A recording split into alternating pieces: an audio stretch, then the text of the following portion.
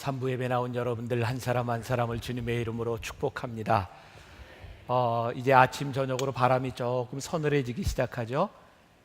정말 예언 적중률 100%죠. 가을이 옵니다. 자, 이제 가을을 맞이하면서 우리들이 변화산 새벽 기도회를 시작하는데 여러분들 삶의 후반기를 잘 정리할 수 있도록 기도하고 승리하는 시간이 되어야 합니다. 이번에는 특별히 성경에 나오는 하나님의 이름, 그 상황마다 하나님의 이름이 우리들에게 알려지고 있는데 그 이름을 부르며 우리들이 기도하는 시간입니다.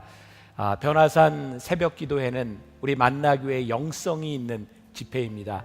여러분들이 함께 예배하며 만나교회의 동일한 영성 가운데 들어가면 좋겠고, 이번에는 매일 그날 하나님의 이름을 우리들이 외치며 기도합니다.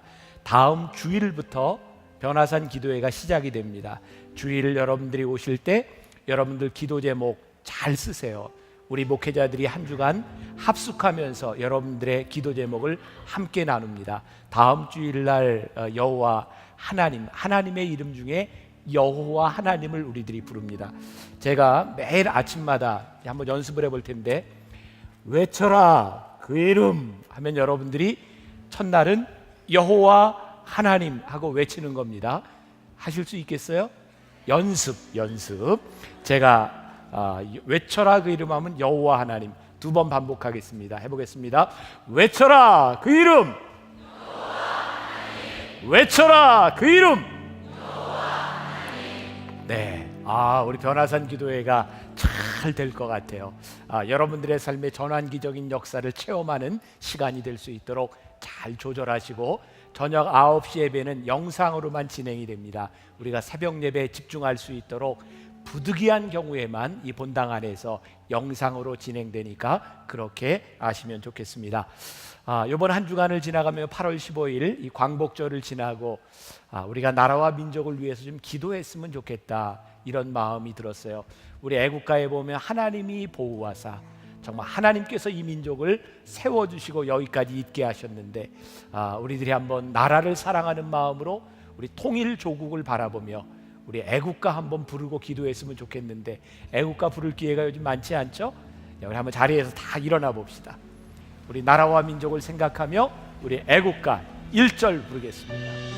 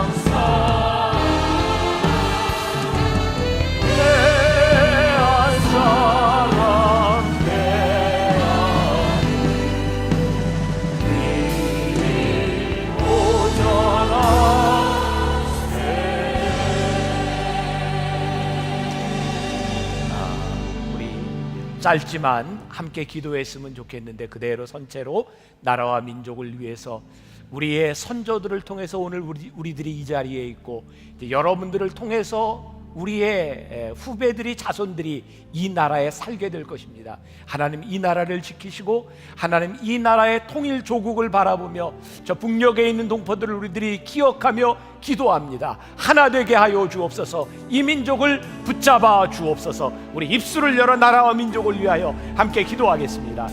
살아계신 하나님, 오늘 우리들이 이 나라와 이 민족을 위하여 함께 기도합니다. 하나님께서 세우셨던 이 나라와 이 민족입니다. 하나님 기억하여 주시옵소서. 하나님, 우리들이 이 땅 위에 살아가며 하나님 지켜주심과 보호하심 가운데 믿음의 나라를 세우기를 간절히 소원합니다. 아버지 하나님, 온전히 쓰임받는 민족이 되기를 간절히 소원합니다. 주님 역사하여 주시옵소서. 아버지, 우리들의 후손들을 바라보고 아버지 하나님, 우리들이 믿음으로 간절히 간구하기를 소원하옵나니 오 주님, 이 민족을 축복하여 주옵소서.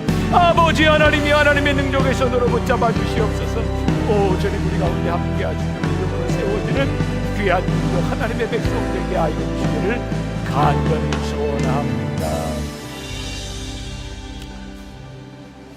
살아계신 하나님, 우리가 오늘 이 시간 이 나라와 이 민족을 위하여 기도합니다. 하나님, 분단된 이 조국을 생각하며 통일의 미래를 바라보며 기도합니다. 지금까지도 많은 기도하는 우리의 믿음의 선조들을 통하여 이 나라와 민족이 여기까지 왔으며 오늘 우리가 이곳에서 예배드리고 있음에 감사합니다. 이제 우리의 헌신과 우리의 기도와 우리의 믿음을 통하여 후손들에게 물려질 귀한 이 민족이 세워지게 하여 주옵시고, 통일 조국을 바라보며 준비하는 하나님의 나라를 이루는 귀한 민족 백성 되게 하여 주옵소서. 이 나라와 이 민족을 축복하여 주심을 믿사오며 예수님의 이름으로 기도합니다. 아멘. 자리에 앉으시겠습니다. 계속해서 산상수훈 말씀을 가지고 시리즈로 20주를 가고 있습니다. 오늘은 그 15번째 말씀, 이렇게 믿어라, 그리고 의를 구하여라 라고 하는 제목으로 여러분들과 함께 말씀을 나누려고 합니다. 제가 이번 주 초에 아마 페이스북에 그런 묵상글을 올린 것 같아요. 우리들의 참된 신앙과 광신, 맹목적인 신앙을 어떻게 구별할 것인가.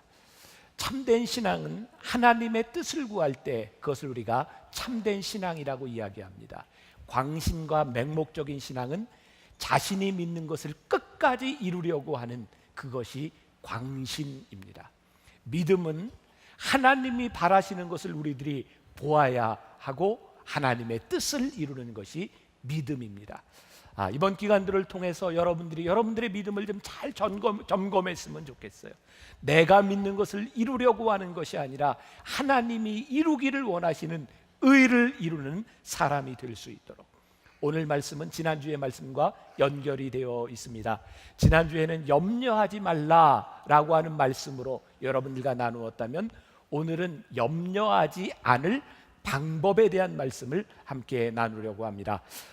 오늘 31절부터 33절까지에 보니까 염려하여 이르기를 무엇을 먹을까, 무엇을 마실까, 무엇을 입을까 하지 말라. 이는 다 이방인들이 구하는 것이다 라고 되어 있어요. 이방인들이 구하는 것이 먹을 것, 입을 것, 마실 것을 구한다 라고 말씀합니다. 여러분들이 지금 매일 기도 가운데 먹을 것과 입을 것과 마실 것만을 구하고 있다면 여러분들이 이방이라는 이야기입니다. 이방인의 특징은 뭐냐면 늘 염려하여 구한다라고 되어 있어요. 여러분들의 기도를 한번 생각해 보세요. 여러분들의 기도가 이방인의 기도인가, 아니면 하나님을 믿는 사람의 기도인가? 여러분들이 오늘도 어제도 내일도 해야 될 기도의 제목들이 과연 어떤 제목들을 가지고 기도하는가 여러분들이 살펴보아야 합니다. 왜 여러분들이 먹을 것, 입을 것, 마실 것을 가지고 기도하면 염려가 끊이지 않을까? 아무리 우리들이 기도하고 아무리 이루어져도 먹을 것과 입을 것, 마실 것을 가지고 여러분들의 욕망을 충족시켜주지 않기 때문에 그렇습니다. 그래서 우리들이 아무리 기도를 해도 우리들이 늘 염려 가운데 있는 것, 이것은 올바른 신앙인의 모습이 아니다. 그래서 오늘 주님께서 우리들에게 가르쳐 주신 것이 뭐냐면 기도의 방향을 바꾸라는 것이죠. 먹을 것, 입을 것, 마실 것을 위해 구하는 것이 아니라 하나님의 의를 위하여 기도하는 기도의 방향을 바꾸어라. 요즘 저는 정말 이 세계 처처에서 일어나고 있는 자연재해를 바라보며 참 두렵다는 생각을 합니다. 중국 땅에 이번에 그 수없이 넓은 지역에 그 더위가 찾아오는 것을 보면서 얼마나 무섭습니까? 아니, 어떤 할아버지가 가다가 넘어졌다고 넘어진 곳에서 화상을 입을 정도, 물고기를 실은 차가 가다가 물고기가 쏟아졌는데 도로 위에서 익어버릴 정도의 더위. 그런데 똑같은 중국에서 홍수로 사람들이 고난을 받는 것을 바라보고, 우리나라뿐만 아니라 일본과 우리나라의 좁은 땅덩어리에서도 중부와 남부로 이런 재해를 바라보면서 참 무섭다는 생각을 합니다. 마지막 때의 처처에 기근이 일어난다고 했는데, 홍수가 일어나고 지진이 일어난다고 했는데 우리들이 마지막 때를 향해 달려가고 있는 것이 아닌가. 정말 두려운 것 중에 하나는 우리 세대에는 어떻게 살 수 있을지 모르지만 정말 다음 세대에 살아갈 수 있을까? 정말 이것이 종말이 오지 않는가라는 두려움 가운데 있을 때가 많이 있어요. 그런데 결국 이 종말, 이 처처의 기근이 일어나는 이유들이 뭔가요? 사람들이 너무나 이기적이고 자기중심적으로 내가 먹고 사는 것, 그것만 따졌지 다른 사람들을 생각하지 않으면서 우리들은 그런 결과들을 다 맞이하고 있어요. 우리들이 지금까지 살아왔던 삶의 방식, 이기적이고 자기중심적이었던 이 모든 삶의 방식들이 내 삶의 문제를 해결하지 못했을 뿐만 아니라 우리의 후손들에게도 염려와 근심을 남겨주고 있다는 사실이죠. 결국 이 나라와 이 민족, 이 세상에 살 길이 무엇인가? 하나님의 나라와 의를 구하는 사람이 생기지 않으면 정말 우리들에게 소망이 있겠는가? 저는 교회가 이 땅에 소망이라고 믿는 사람입니다. 왠지 아세요?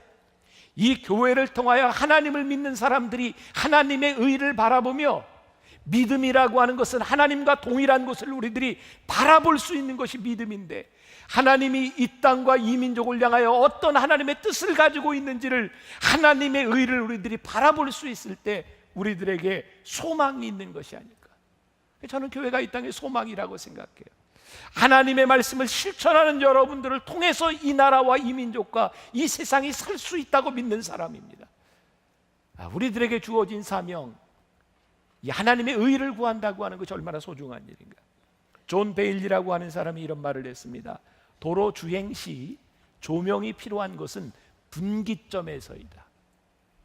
우리들이 살아가면서 의가 필요한 순간들이 있습니다. 의와 불의가 나누어지는 순간들이 있습니다. 그때 필요한 조명이 무엇입니까? 성령의 인도하심을 받는 겁니다. 오늘 제가 여러분들에게 도전하고 싶은 겁니다.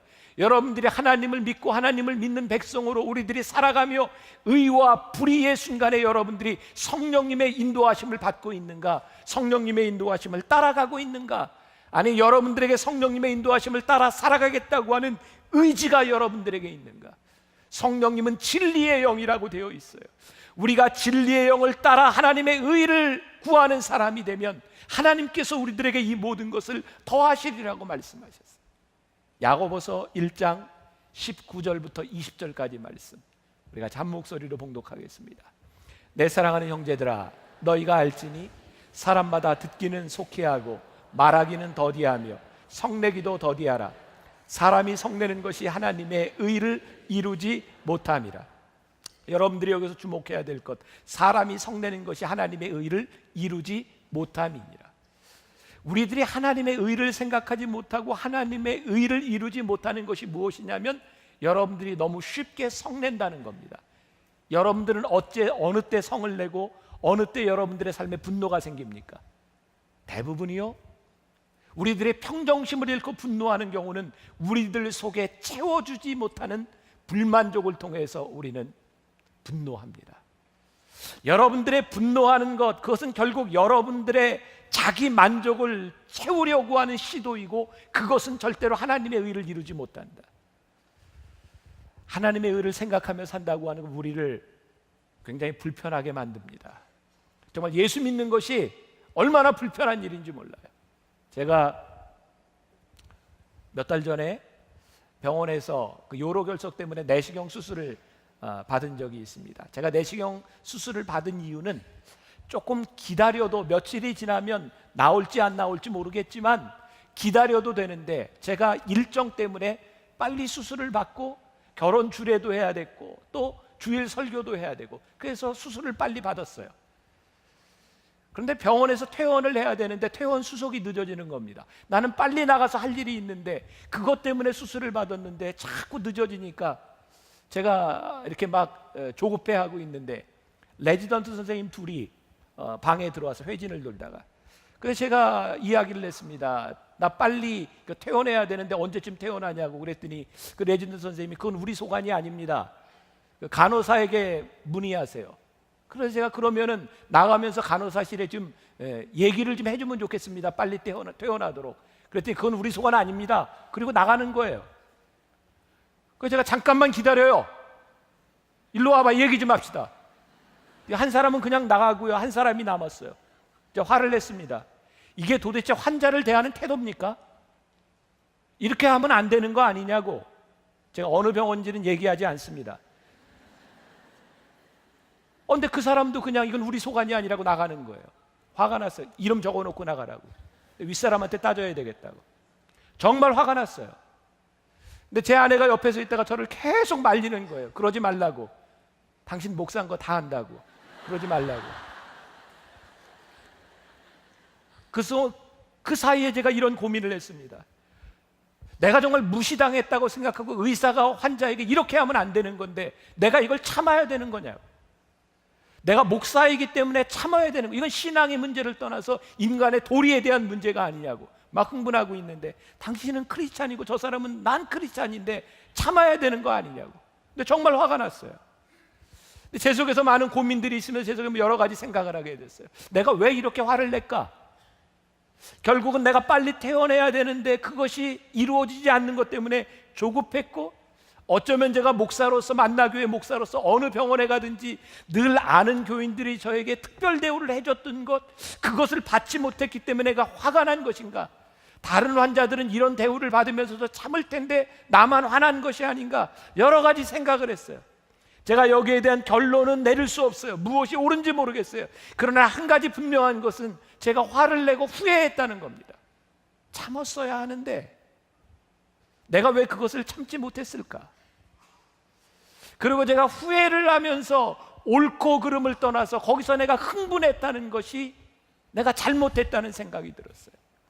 옳고 그름에 대한 그런 판단도 내가 조금 더 성숙한 사람이었다면 정말 하나님께, 성령님께 이 상황을 좀 물어볼 수 있었을 텐데 내가 왜 그렇게 하지 못했을까?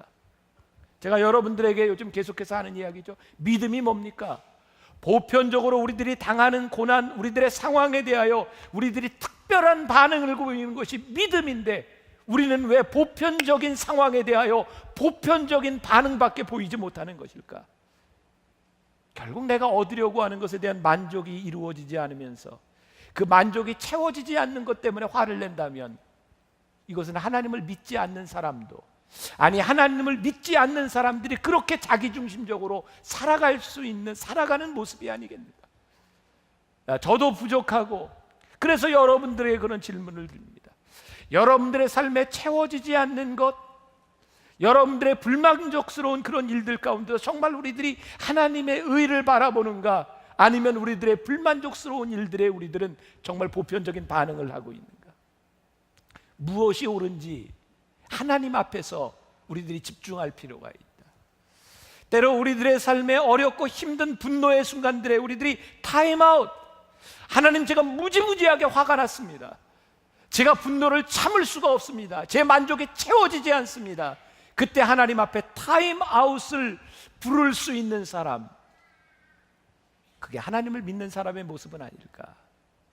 분노, 우리들의 잘못된 기대감에서 오는 것은 아닐까? 여러분들은 여러분들의 삶의 기대들이 다 있습니다. 여러분들의 삶의 기준이 있습니다. 근데 여러분들의 삶의 기준이 정말 옳은가요? 여러분들은 언제 아내에게, 언제 남편에게 화가 납니까? 여러분들의 기대를 채워주지 못했을 때 화가 나지 않습니까? 우리 여자분들 남편이 그렇게 얘기를 해도 옷 갈아입고 양말 뒤집어 놓고 그냥 속옷 그냥 놓고 가는 거, 참 빨래하는 그 바구니에 좀 집어넣지 그거 그냥 맨날 늘어놓고 가는 남편을 보고 화나지 않아요? 최인숙 씨 미안해요. 제가 오늘 아침에는 제가 이렇게 잘 넣고 왔는데 그거 자꾸 저도 잘 안 돼요. 근데 그게 화가 나는데 남편이 내 기대에 못 미치는 겁니다. 내 기대에 미치면 내가 얼마든지 이해가 되는데 내 기대에 미치지 못하는, 여러분들은 어느 때 여러분들 자녀들에게 화가 나고 분노가 일어납니까? 자녀가 도대체 내 기준에 못 미치는 겁니다. 결국 그 기준이라고 하는 것이 나의 기준일 뿐이에요. 우리는 그것이 만족되지 못하면 우리들은 늘 화가 납니다. 그런데 성경은 오늘 우리들에게 너희들이 하나님의 나라와 하나님의 의를 구하는 사람이 되어라. 하나님의 나라와 하나님의 의를 구했는데 문제는 무엇입니까? 하나님의 은혜, 하나님의 의를 구할 때 우리들이 바라는 것이 뭐예요? 그 뒤에 있는 것 아닙니까? 이 모든 것을 너희에게 더하시리라. 근데 우리는 하나님의 의를 구했다고 생각했는데 이 모든 것들을 더하시는 일이 우리들에게 일어나지 않을 때 우리는 더 화가 나고 참을 수 없는 겁니다. 그럼 이 성경 말씀이 잘못된 것일까요? 아니죠. 제가 말씀을 묵상하며 깨닫게 된 것이 있습니다. 우리가 착각한다는 것이죠. 우리는 하나님의 나라와 의를 구하며, 우리들은 그 의를 구하며 뭘 생각하냐면 거기에 더하실 것을 생각합니다.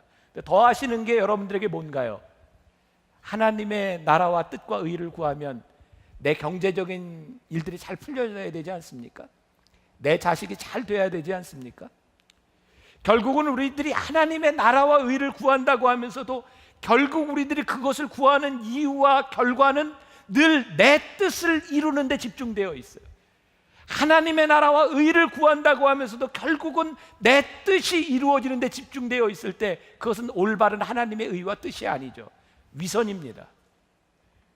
하나님의 나라와 의를 구한다고 하는 것은, 우리에게 모든 것을 더하신다고 하는 것은 하나님의 나라와 의를 구할 때 그 다음에 행하시는 하나님의 역사들이 나에게 은혜요 축복으로 느껴질 때 모든 것을 더하시는 것을 우리들이 경험하게 됩니다.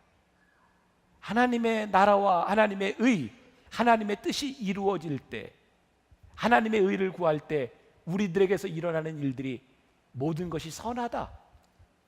God is good. 하나님은 언제나 선하십니다. 여러분들의 삶에 행하시는 모든 것들이 선하십니다. 이것이 우리들의 믿음의 고백으로 나오기 시작할 때, 우리들에게서 일어나는 모든 일들이 하나님께서 우리들에게 더하시는 거예요. 근데 우리들이 이 부분이 불명확합니다.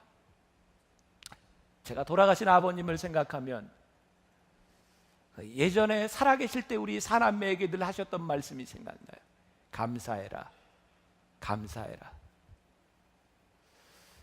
돌아가시고 저도 이제 50에 들었으면서 그 감사하라고 하는 뜻이 무엇인지가 가슴에 와닿아요. 저희 아버님이 우리 자녀들을 키우면서 감사하라고 말씀하셨던 그때는 감사할 수 없는 때였어요.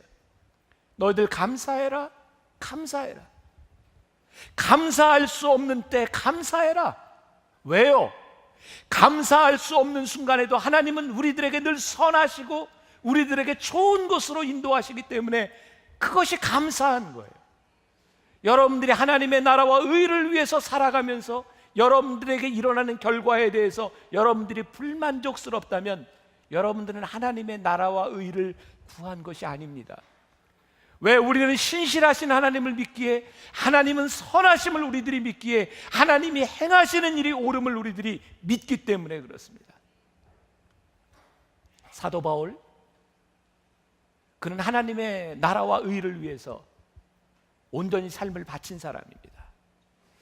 그는 오로지 예수님을 믿고 그 복음, 생명의 복음을 전하기 위해 그의 삶을 온전히 내놓은 사람입니다. 그는 하나님의 나라와 의를 위해서 하고 싶은 일이 무척 많았던 사람이에요. 어떻게 하면 한 사람이라도 더 면서 복음을 전할까? 어떻게 하면 한 곳이라도 더 갈 수 있을까? 근데 그가 하나님의 나라와 의를 위해서 살았으면 하나님이 그의 뜻을 이루어줘야 되는 것 아닙니까? 근데 그가 하나님의 나라와 의를 위해서 사는데 하나님은 그의 뜻대로 이루어 주시지 않았어요. 그는 가고자 하는 곳에 가지 못했고, 복음을 전하는 길이 막혔고, 그는 감옥에 들어가서 매를 맞고 죽음의 직전까지 그는 이르게 됩니다. 근데 그는 감옥 안에서 하나님의 선하심을 경험합니다. God is good. 하나님은 선하십니다. 감옥 안에서 그는 찬양을 불렀고 감옥 안에서 그는 편지를 쓰기 시작했습니다. 사도 바울의 편지 중에, 감옥에서 쓴 편지 중에 얼마나 많은 글들이 평안하라, 근심하지 말라, 염려하지 말라는 글을 썼는지 몰라요. 그가 깨닫게 된 것이 있습니다. 하나님이 내 길을 막으셨지만 하나님은 여전히 선하시게 일하고 계신 것이고, 사도 바울이 옥에 갇혀있는 시간을 통해서 하나님은 사도 바울의 신앙의 깊이를 깊게 하셨고, 그는 그곳에서 쓰는 편지를 통하여 2000년 동안 수없이 많은 사람들에게 복음의 신비를 알려주기 시작합니다. 예수님의 수제자 베드로가 주님의 일을 하겠다고 그렇게 설치고 다닐 때, 그가 그렇게 다혈질이 나쁜 것만은 아주 열정이 있죠. 하나님이 그거 쓰시지 않았습니다. 하나님께서 철저하게 베드로를 낮추시고 주님을 배신한 3번의 부인 가운데서 다시 3번 내가 나를 사랑하느냐 물으시면서 철저하게 베드로를 훈련시키시는 그 과정을 통해서 하나님은 하나님의 일을 하십니다. 하나님의 의는 드러나고 하나님의 의는 우리들의 삶에서 결국 모든 것을 더하십니다. 하나님을 생각하고 하나님의 의를 먼저 생각했을 때 정말 우리들에게 깨닫지 못했던 감사와 기쁨을 경험하게 되는 순간, 아, 하나님이 내 삶의 모든 것을 더하시는구나 라는 믿음의 고백을 하게 됩니다. 제 삶에 분명한 고백을 하자면, 제가 은혜를 체험하고 은혜를 체험한 사람으로 목회를 하기 시작하면서 제 삶엔 분명한 확신이 생겼어요. 제가 처음 은혜를 받고 저에겐 참 기도 제목도 많고 제가 하고 싶은 일들이 참 많았는데, 은혜를 받고 목회하는데 하나님은 제가 하고 싶은 일을 그렇게 하도록 내버려 두시지 않더라고요. 하나님은 참 여러 번 저를 가로막으셨어요. 만나교회 목회를 하면서도 하나님이 가로막으신 일이 한두 번이 아닙니다. 하나님, 내 속에 이런 열정이 들끓고 있는데 하나님, 제가 목회자로서 뭐 딴짓을 한다고 이 길을 막으시는 겁니까? 내 열정을 막으실 때 그게 서운했어요. 근데 지나놓고 보면 내 열정보다 중요한 하나님의 뜻이, 하나님의 길이 거기에 있더라고요. 그때부터는 제 기도가 달라지기 시작했어요. 제가 만나교회 목사로서 성숙해지고 있다는 생각이 들었어요. 왜? 하나님, 제가 이것을 하고 싶습니다 라는 기도가 아니라 이제는 하나님, 어떤 일을 행하시든 하나님이 행하시는 일에 순종할 수 있는 믿음과 용기를 저에게 주세요. 결국 제가 하나님의 의를 위해 살지 못하는 것은 나에게 순종하지 못함과 나에게 용기 없기 때문임을 하나님이 깨닫게 하셨기 때문입니다. 그리고 나에게 하나님의 뜻이 불분명하지 않을 때 제가 주저하는 것이 아니라 적극적으로 행할 수 있는 믿음을 주셨어요. 왜? 하나님은 분명히 원하시지 않는 것을 막으시더라고요. 하나님이 원하시는 일이면 길을 열어주시더라고요. 그러면서 하나님의 뜻이 보이기 시작했어요. 하나님의 의를 구한다고 하는 것, 그것이 어느 날 우리들의 삶의 만족으로, 기쁨으로, 감사로 다가오기 시작할 때, 아, 하나님이 내 삶의 모든 것을 더하고 계시는구나, 그런 믿음의 고백을 하게 되죠. 염려하지 말라고 하는 말씀 가운데는 만족하는 삶을 살 수 있다는 것이 전제되어 있습니다. 오늘 우리들이 하나님의 손길을, 우리들이 믿음으로 하나님의 손길을 보기 시작할 때 우리들에게 채워지는 만족감, 그것은 내 욕구를 채우는 만족감이 아니라 하나님의 뜻이 이루어지는 것에 대한 만족감입니다. 오늘 본문 말씀 34절 같이 한번 볼까요? 그러므로 내일 일을 위하여 염려하지 말라. 내일 일은 내일이 염려할 것이요 한날의 괴로움은 그날로 족하니라. 아, 예수님 참 어떻게 이런 말을 하셨을까? 기가 막히지 않아요? 날씨가 더워서 감동도 안 되세요? 보세요.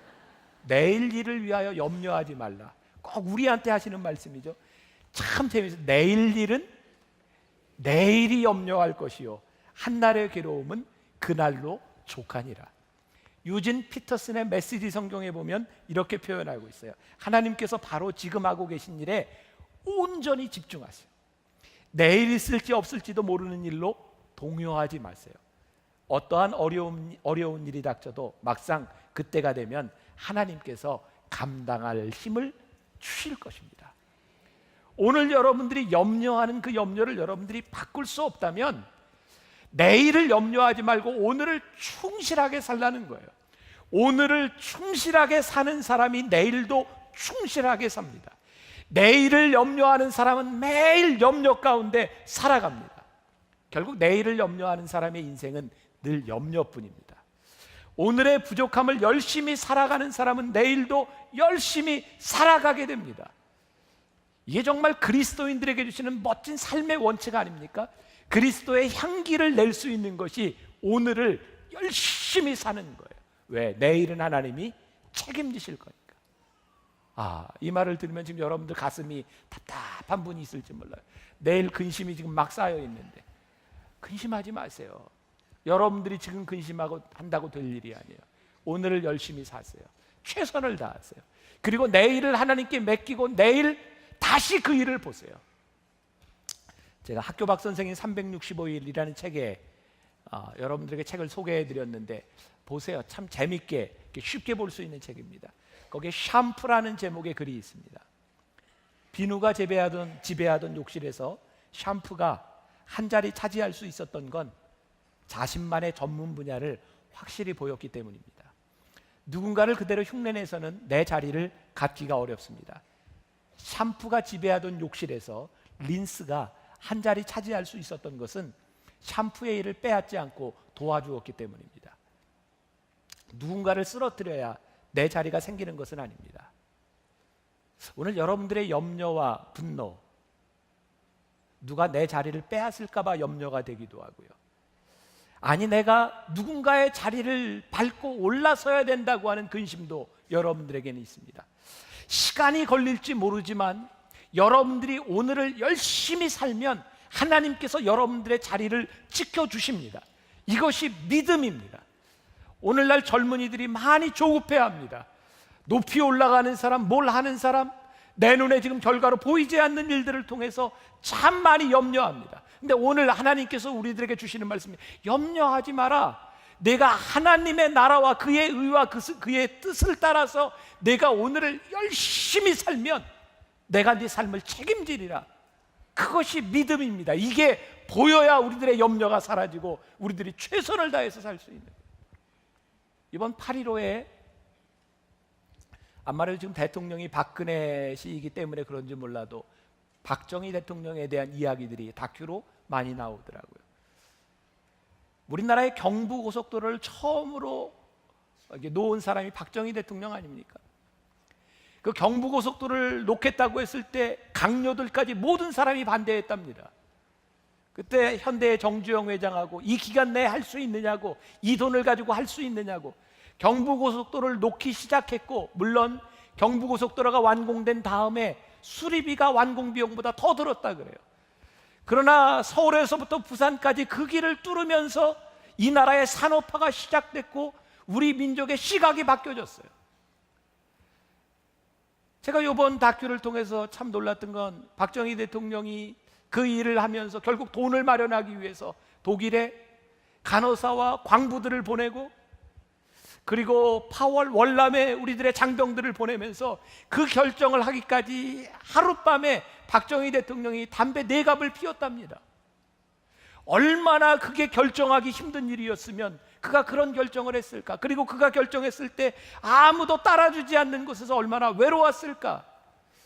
그의 공과를 떠나서 그때 그 결정이 오늘날 우리 민족의 산업화를 이루어놓은 것을 보면서 그가 나라를 사랑하며 그가 놓았던, 그가 결정했던 그 일들이 결국 우리 후손들에게 오는 것이 아닌가. 우리 후손들이 받을 그것을 바라보았기 때문에 그가 씨를 뿌리지 않았을까. 제가 지난달에 김구 선생님 평전을 읽으면서 제가 참 많은 것들을 새로 배워서 한국 근대사를 다시 보게 되었고, 저는 김구 선생님이 그런 신앙인인지 몰랐어요. 그가 안두희씨에 의해서 암살을 당하던 그날이 예배 시간에 예배를 참석하는 날, 그 시간을 잡아서 안두희씨가 계획을 세웠고, 김구 임시정부 주석이죠. 그분이 그 어려운 상해 임시정부에서 윤봉길 의사, 그런 사람들에게 암살을 지령하며 26살 나이에 윤봉길 의사가 죽어갔던 그 순간들을 바라보며 여러분 정말 그런 일을 할 수 있었을까? 근데 그 사람들의 머릿속에 이 나라와 이 민족의 미래가 없었더라면 정말 그렇게 죽을 수 있었을까? 그들이 죽는 것으로 끝난다면 이건 너무나 허무한 일인데, 근데 그들은 내일을 보았어요. 그래서 그들은 기꺼이 죽었고 오늘 우리들이 이 자리에서 이 땅에 살아가며 숨쉬고 예배할 수 있는 것 아닙니까? 저는 하나님이 우리들에게 주신 의, 하나님이 우리들에게 주신 하나님의 나라는 우리들이 이루는, 우리들의 꿈을 이루는 것이 아니라 의로운 씨를 뿌렸을 때에 하나님께서 이루실 일을 기대할 수 있는 것. 그래서 하나님의 나라와 하나님의 의를 믿는 사람의 삶의 방식은 세상 사람들이 이해하지 못할 수 있겠다. 예수 믿는다는 것이 참 어려운 이유가 거기 있구나. 사람들이 우리를 이해해 주지 못하기 때문에. 그러나 우리가 하나님의 나라와 하나님의 의를 구하면 하나님께서 틀림없이 이 모든 것을 더하시는 역사를 우리들에게 베푸시겠다는 약속의 말씀입니다. 그래서 우리들이 그 약속의 말씀을 붙들고 우리들이 변함없이, 우리들이 담대하게 하나님의 뜻을 행하는 것이 아니겠습니까? 하영조 목사님, 돌아가신 하영조 목사님의 책에 나오는 이야기를 잠깐 소개해 드리겠습니다. 선교가 거의 불가능한 모슬렘 지역에서 40년간 일해 오신 한 선교사님에게 물었습니다. 오늘날까지 어떻게 지내셨습니까? 그분이 대답입니다. 제게는 좋은 후원자가 있습니다. 바로 마태복음 6장 33절의 말씀입니다. 하나님께서는 한 번도 이 약속을 어기신 적이 없습니다. 너희는 먼저 그의 나라와 그의 의를 구하라. 그리하면 이 모든 것을 너희에게 더하시리라. 선교사님이 또 이런 말씀을 하셨습니다. 감옥에 있을 때나 사막을 걷고 있을 때나 세상 후원자가 다 끊어졌을 때에도 하나님은 이 약속을 지켜주셨습니다. 수많은 사람이 내일 일 때문에 근심 걱정에 사로잡혀 있습니다. 당신의 내일은 암흑이 가득 찬 사막의 음침한 골짜기입니까? 오색 찬란한 무지개가 보장된 희망의 초장입니까? 그리스도인에게 내일은 어떤 의미가 있습니까? 믿음이 없으면 내일은 절대로 절망입니다. 그러나 믿음이 있으면 내일은 언제나 희망입니다.